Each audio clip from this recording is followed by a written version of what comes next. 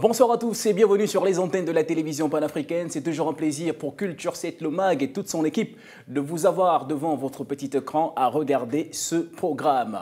Alors, le talent est bien présent sur le continent africain, le talent à l'état pur, souvent méconnu. Devenir acteur, c'est possible dès que vous en avez pris la décision d'y croire vraiment. D'abord, prendre conscience de ce qu'est le métier d'acteur ou d'actrice. Un métier qui bouge, rempli de déplacements, de gens nouveaux, de connaissances et d'expériences nouvelles. Sur ce plateau, chers téléspectateurs, nous avons deux invités. À ma droite, il y a monsieur Yves Massela, acteur, metteur en scène, c'est bien ça? C'est très bien ça. Et à ma gauche, on a un tout autre acteur aussi. Lui, c'est Gisca Roméo Cholo. Exact. Voilà, bonsoir messieurs. Bonsoir. Plaisir pour Culture 7 Le Mag de vous avoir sur ce plateau. C'est un plaisir partagé. Pour moi, je suis tout ému. C'est quand même un magazine qui fait beaucoup pour la culture gabonaise et africaine en général. Et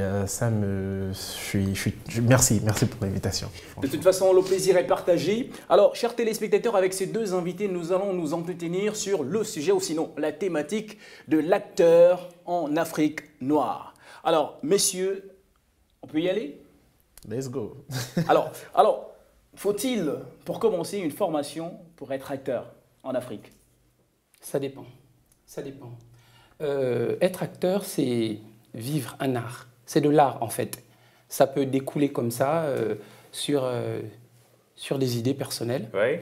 Mais également, pour atteindre un certain niveau, il faut une formation. En fait, la formation est un prolongement. D'accord? Pour aller au-delà, par exemple, on aura besoin d'être formé. Oui. Vous pensez la même chose, monsieur? Pareil. Pareil. Franchement, je soutiens vraiment l'idée de Giscard, c'est ça? C'est ça, oui. Et être acteur, c'est pas simplement venir et jouer. Non. Il faut forcément une formation en actorat qui est primordiale.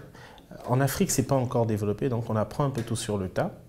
Mais ce qui est du théâtre et de l'art dramatique, oui, il faut avoir certaines notions qui t'accompagnent. Après, il y a tout c'est tout un monde, être acteur. Ça ne vient pas simplement du simple fait de se dire acteur parce qu'on a eu à faire ci ou ça. Et voilà, pour moi, ça nécessite une formation. Aujourd'hui, on est au XXIe siècle et le cinéma prend vraiment une grande ampleur, surtout au niveau du cinéma africain. Et je pense que oui, il faut avoir une formation. Voilà, vous faites bien de le dire, il faut avoir une formation, mais je crois savoir qu'en Afrique, la formation n'est pas toujours chose faite quand on parle du cinéma en Afrique. Alors, est-ce que sans formation, pour un acteur, on ne risque pas de rêver longtemps? Je disais, un acteur peut se dévoiler sans formation. Parce que comme je disais, c'est de l'art en réalité. Donc chacun peut exprimer son art différemment. Il y a d'autres qui vont dans des écoles d'actorat, c'est bien ça le terme, voilà. Et il y a d'autres, un bon matin, qui se réveillent à la possibilité de tourner un film et puis explose comme ça, devient un grand acteur. On a beaucoup d'exemples comme ça à l'étranger et même ici au Gabon. Donc, pour revenir à la question que vous étiez en train de poser, oui, on a besoin de formation pour aller à l'international. Parce qu'en fait, il faut à un moment donné obéir à certaines normes pour pouvoir s'exporter. Oui, voilà, c'est ça.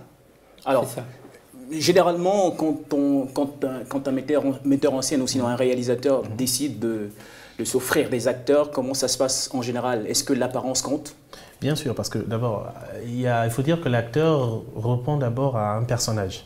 Okay, on adapte un acteur à un personnage. D'accord. Donc le personnage, c'est celui qu'on a écrit, et l'acteur, lui, ne fait qu'habiter son personnage.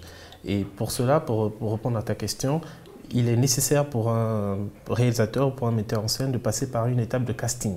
Ouais. Le casting est très primordial parce que c'est au cours de ce casting qu'on essaye de dénicher ou de regarder de façon approximative le personnage qui colle à l'acteur, à la personne qu'on voudrait, en fait, à l'acteur en question. D'accord. Donc il faudrait bien que le personnage écrit, si le personnage, par exemple, c'est un blanc, okay, on a écrit un homme de couleur blanche, de couleur de peau blanche, mais on ne va pas prendre un noir. Donc il faut forcément passer par un casting concernant le personnage avant de pouvoir donner le rôle. Voilà. Alors, Giscard, Oui. si je suis les propos de Yves, est-ce que pour votre expérience personnelle, ça a été tel? Bien sûr, bien sûr. Ce qu'il dit est tout à fait vrai, parce qu'en réalité, pour nous les acteurs, l'élément principal même, c'est la prestance, c'est le physique, la présentation de la personne. Il faut coller avec le rôle, avec le message qu'on veut faire passer. Oui. Parce que une définition du mot acteur, c'est bien un interprète. En fait, on est là pour transmettre quelque chose. Voilà. Donc je suis vraiment dans son fil d'idée. Yves, vous avez évolué du côté du Bénin, je crois savoir. C'est ça, Bénin, Côte d'Ivoire. Voilà, donc on vous a vu sur un film qui a été largement diffusé sur le continent africain, Covito. Covito. Alors, pour ce casting, avec vous, c'est Très comment difficile. Très difficile parce qu'on était 400 pour le rôle principal.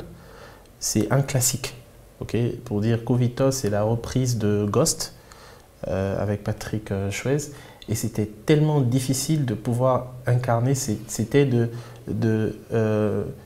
c'était vraiment difficile parce qu'il fallait, si tu veux, une copie ou une reprise du film américain, Oui. mais en africain. Donc ça nous a coûté quand même, on était 400, je dois te dire, et c'était très difficile. Mais Dieu merci, voilà. Donc il y avait les aptitudes physiques à avoir, les aptitudes morales à avoir, la retention qui était très importante, le jeu d'acteur qui était très important, l'instantanéité, c'est-à-dire, parce que être acteur, c'est une production, tu ne vas pas venir perdre le temps à ton réalisateur ou à l'équipe de production. Dès que l'équipe de production est mise en place, il faut être tellement réactif, et, parce que vous savez, le cinéma, ça coûte excessivement cher. Donc pour faire une journée de tournage, si les acteurs ne sont pas préparés ou s'ils ne sont pas adaptés aux personnages réels auxquels on leur donne, ça fausse toute la production. Il faut vraiment dire qu'il a vraiment tapé dans l'œil du réalisateur parce qu'un casting où il y a 400 personnes, incarner le rôle principal, c'est ça? C'est ça. Parce qu'en réalité, je n'ai pas suivi le film et j'aimerais bien le regarder. Donc, il est en téléchargement. 400 personnes, ça veut dire qu'il a été bon. Hein. Il a été très bon. Parce que là... J'ai eu, pour ne pas me... Voilà, ça a été long. C'était long. La première vague de casting, on était 400. Après, il y a eu une sélection, il y a eu une autre sélection. Le réalisateur, il a voyagé. Le producteur, parce qu'il était producteur et réalisateur en même temps, il a voyagé, il est revenu. On a repris le casting où on en était. Et puis voilà, et un matin comme ça, voilà, tu es pris pour le rôle. Voilà. Alors, je rappelle qu'Ovito était un film qui a été largement diffusé sur le continent africain. Il a fait le tour du monde. Je l'ai vu même sur certaines chaînes européennes. Alors, Giscard, vous qui êtes sociétaire de l'industrie Studio Montparnasse, comment fait-on généralement pour attribuer un rôle à un acteur? Bon, c'est une très bonne question. Les Studios Montparnasse est un groupe qui a fait ses preuves depuis un certain nombre d'années, on parle d'à peu près 15 ans. Oui. Donc nous sommes un collectif. Pour attribuer un rôle, c'est simple. On passe un casting, d'accord? Oui. Hormis le casting principal, on passe un autre casting pour pouvoir coller le rôle à chaque acteur. D'accord? Oui. Donc en fait, on fait une espèce de doublure. En fait. Pour chaque rôle, on propose 3-4 acteurs et puis le meilleur à le rôle. Voilà. Plusieurs comédiens en Afrique peinent à être reconnus professionnellement. Est-ce que le manque de matériel que l'on enregistre en Afrique peut être l'une des causes? C'est l'une des causes. Je pense pour ma part que chaque région ou chaque région a son cinéma type. Okay? Oui. Lorsque tu suis un film français, c'est pas la même qualité d'un film américain, c'est pas la même qualité d'un film chinois. Oui, mais je pense que dans le cadre de l'Afrique, c'est à peu près la même chose. Non. Je pense que c'est à peu près la même chose. Je ne suis pas, en termes de qualité, je ne suis pas totalement d'accord parce qu'en Afrique, moi je pense qu'on est brimé. On fait plus du sketch joué que du cinéma. Le sketch joué, c'est parfois il n'y a pas de script qui est écrit, ok, en one shot. Tu rentres directement comme ça et ça devient un sketch joué. Le cinéma, c'est tout un art. Okay? Ça va dans l'esprit de l'écriture du scénario, oui, de l'histoire même. Ça va dans l'écriture du scénario même. Et on revient à ce que je disais. L'Afrique a son cinéma type.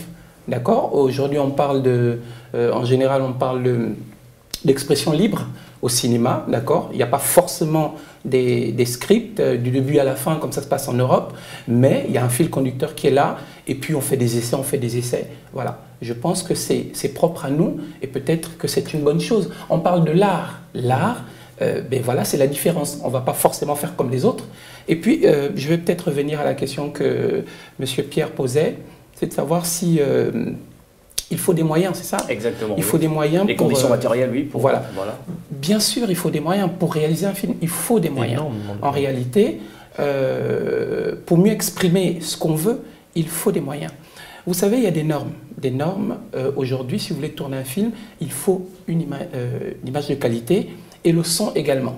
S'il n'y a pas ces deux éléments, vous n'avez rien. Et pour ça, il faut également du matériel de qualité. On ne va pas tourner un film avec un téléphone portable. C'est clair. Voilà. Mais je vais revenir quand même sur ma question qui était celle de savoir si les conditions matérielles étaient l'une des causes qui faisaient en sorte que nos acteurs ne soient pas aussi reconnus professionnellement à part entière. Oui, c'est l'une des causes. Causes. Et après aussi la formation des techniciens. Oui. Parce qu'il ne faut pas seulement emmener un matériel assez pro et ne pas trouver de bons techniciens pour pouvoir exploiter ce matériel. Alors, vous l'avez dit tous deux, hein, qu'il fallait une formation pour prétendre au métier d'acteur, formation à la base. Alors, est-ce que pour des réalisateurs, lorsqu'ils choisissent de travailler avec des amateurs, est-ce que cette action peut réussir un film? Qui dit amateur ne dit pas forcément mauvaise qualité. Amateur s'oppose à professionnel. Peut-être dans ce milieu. Et au Gabon, on a du mal à être professionnel de cette activité-là, de ce métier qu'on appelle ce métier d'acteur, de réalisateur et autres. Mais parce qu'il manque des moyens. Je pense que parce qu'il manque des moyens, parce qu'on ne peut pas vivre forcément de notre art ici en Afrique. Il manque certaines conditions pour pouvoir vivre de son art. D'accord? On a besoin d'être accompagné par des bailleurs de fonds, par l'État, par le ministère en charge par exemple. Et je me félicite bien de ce qui a déjà été fait. L'année dernière, on a organisé le Kifilma, la quinzaine du film gabonais, qui a récompensé les jeunes réalisateurs et les films... Amateurs, bien sûr. Hein. Voilà, amateurs. Mais on parle d'amateurs parce qu'on n'est pas professionnel. C'est ça en fait, on n'est pas professionnel, on n'est pas voué à tourner un film. Moi je vous dis quelque chose, je ne tourne un film que lorsque j'ai du temps. Parce qu'en fait, j'ai d'autres activités parallèles qui me permettent de vivre. Très bien. Voilà, donc ce serait bien dommage. J'aimerais bien être acteur de profession, vivre de mon art. Est-ce que vous voyez ce que je veux dire? Voilà. Donc, alors, je vais tous deux vous titiller un tout petit peu sur une question qui est...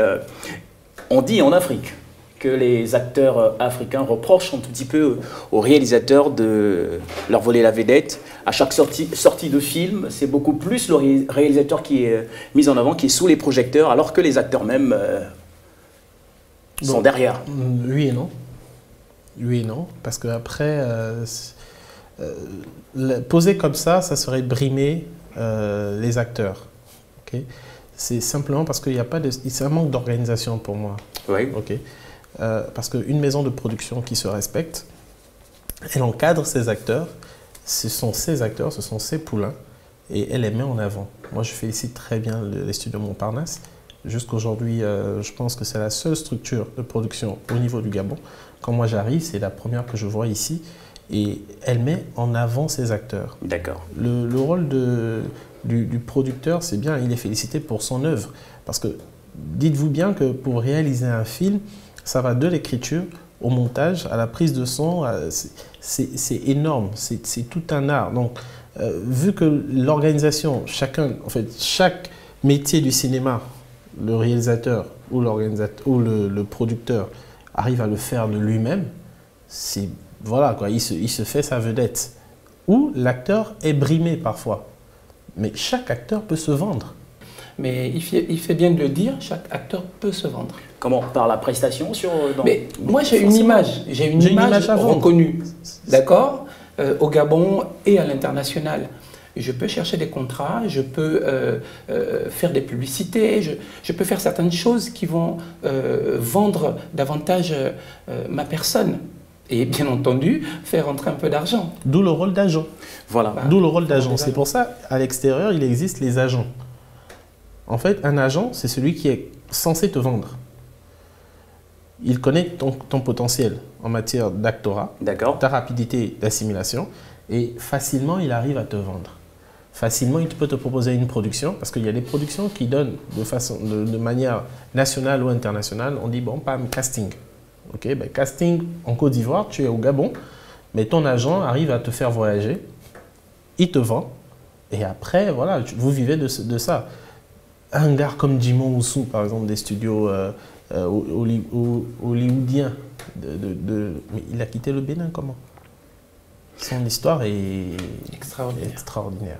Voilà, chers téléspectateurs, je vous rappelle que sur ce plateau, nous avons Yves Rodrigue Massela, qui est avec nous, qui est acteur, metteur en scène et patron de la structure Bantou Film. Structure Bantou Film. Pas patron, responsable. Responsable, voilà, autant pour moi. Et juste à ma gauche, monsieur Giscard Roméo, qui lui est sociétaire des studios Montparnasse. On a connu Giscard sur des films tels que La puissance de la foi. Exact.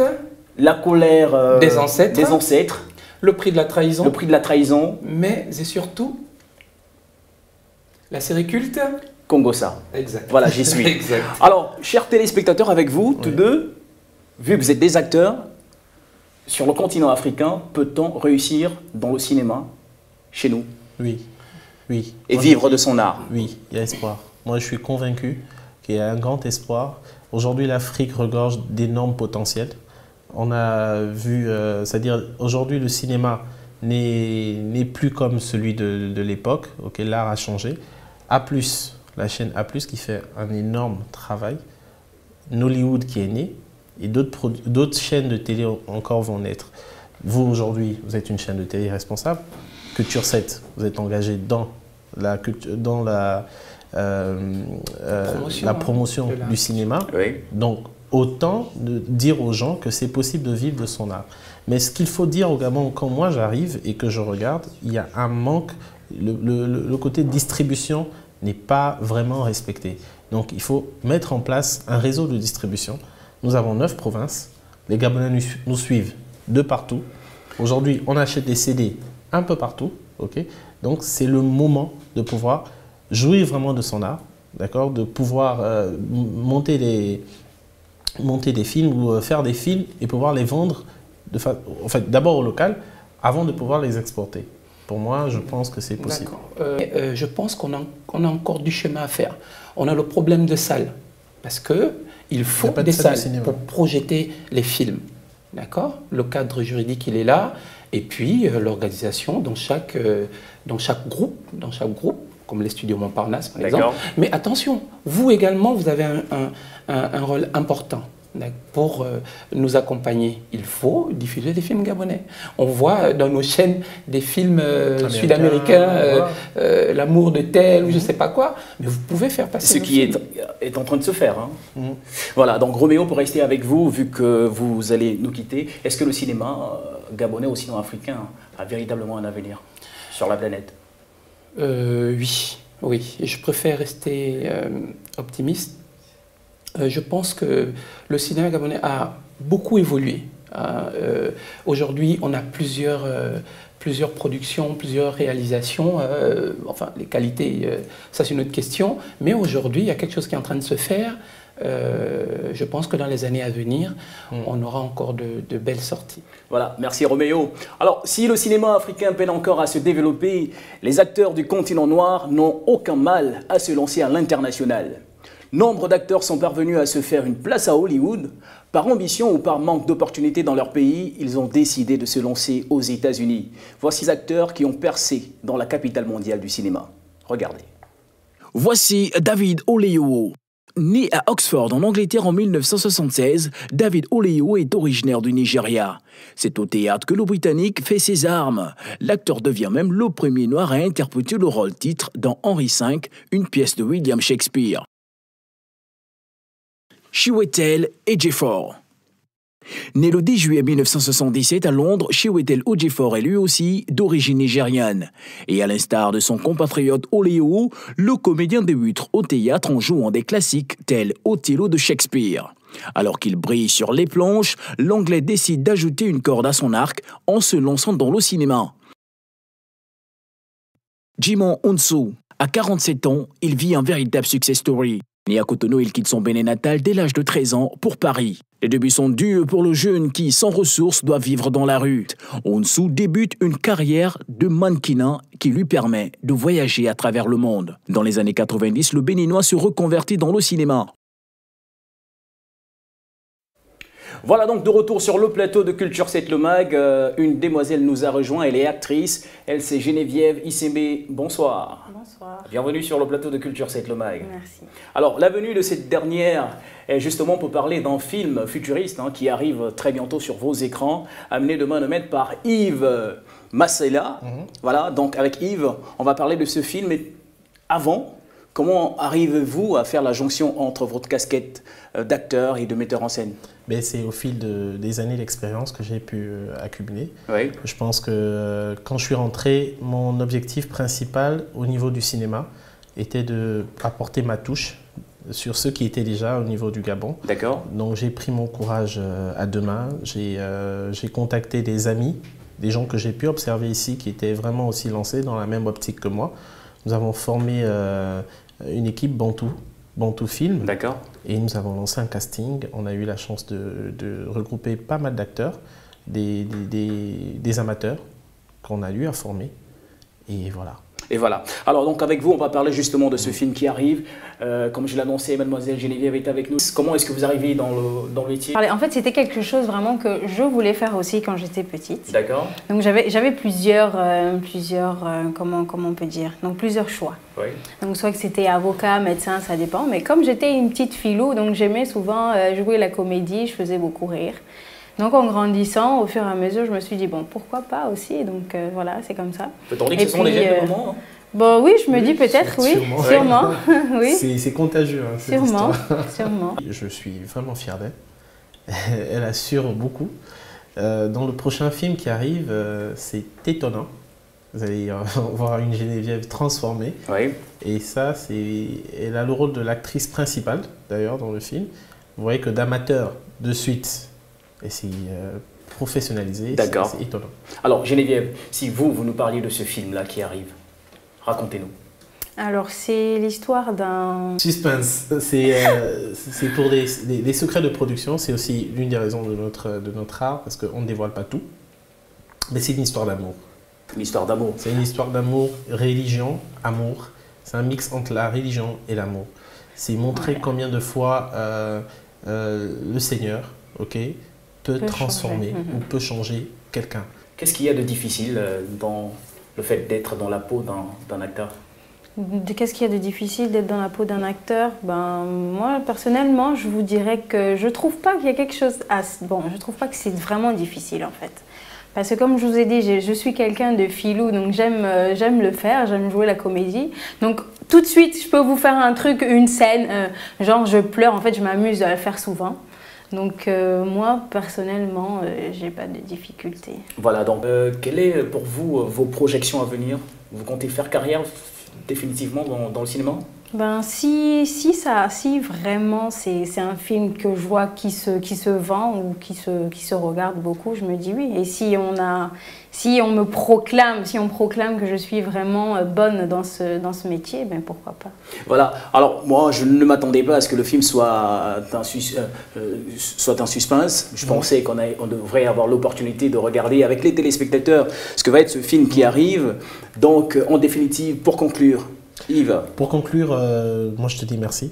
Merci beaucoup de nous avoir donné l'opportunité de pouvoir s'asseoir et parler de ce art qui est vraiment pour nous aujourd'hui. Vous avez compris avec Roméo que c'est pour nous, ça fait partie de nous. D'accord. Ça fait partie de nous. Et je remercie beaucoup les autorités gabonaises pour le soutien qu'elles apportent au niveau du cinéma africain.